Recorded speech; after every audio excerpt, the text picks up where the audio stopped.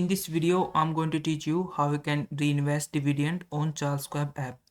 As of now, you can't do it on your mobile phone app. You have to use the desktop version or the website version on your Charles Schwab to reinvest the dividend.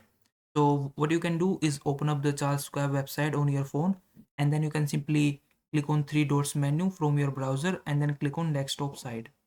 And once you have done that, it's going to look this similar like the image that I'm showing right here. So once you open your website, you need to click on this accounts option from the top of your screen. Then from this drop down menu, click on positions. Now on the screen you will be able to see the all of your positions that you currently have in your account.